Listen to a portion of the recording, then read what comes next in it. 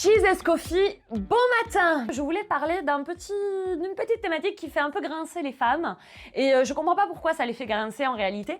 Donc je vais parler ce matin de femmes et religieuses et je vais prendre un verset que nous les femmes on n'aime pas trop qu'on nous rappelle et c'est dans Éphésiens 5. Je rappelle que Éphésiens est une lettre qui a été écrite par Paul et que donc les chapitres, les versets, il n'y a pas de numéro en réalité, c'est juste une lettre. Il faut lire à la suite.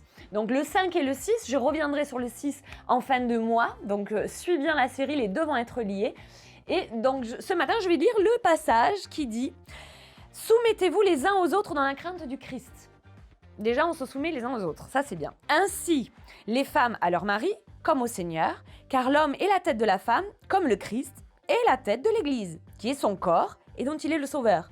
En tout cas, comme l'Église se soumet au Christ, ainsi, les femmes se soumettent en tout à leur mari. Marie, aimez votre femme comme le Christ a aimé l'Église, il s'est livré lui-même pour elle, afin de la consacrer, blablabla.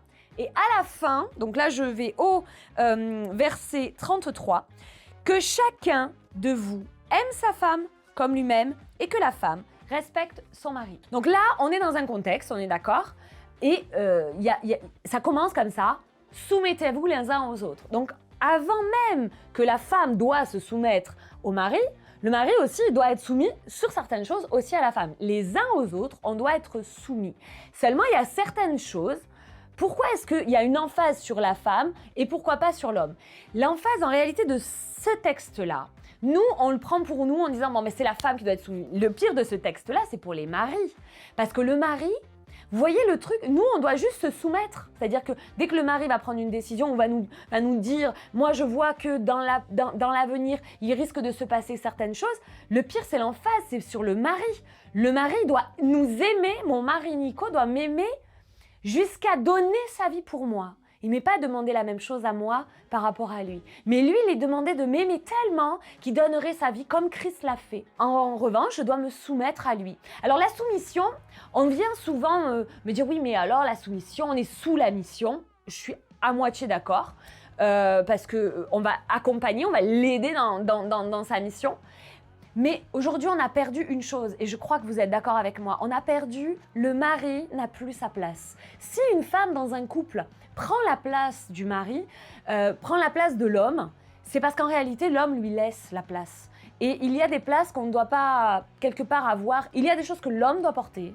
La responsabilité de la famille, c'est pas moi qui l'ai. C'est même pas la décision finale. Je parle de responsabilité, c'est le mari qui l'a. Quand l'homme aime sa femme, et c'est dit à la fin, Marie, aimez vos femmes et femmes, respectez votre mari. On n'a pas besoin des mêmes choses. Une femme, elle a besoin d'être en sécurité, elle a besoin d'être aimée, elle a besoin d'être choyée, elle a besoin d'être valorisée, des paroles, des temps de qualité. Une femme, elle a besoin de ça.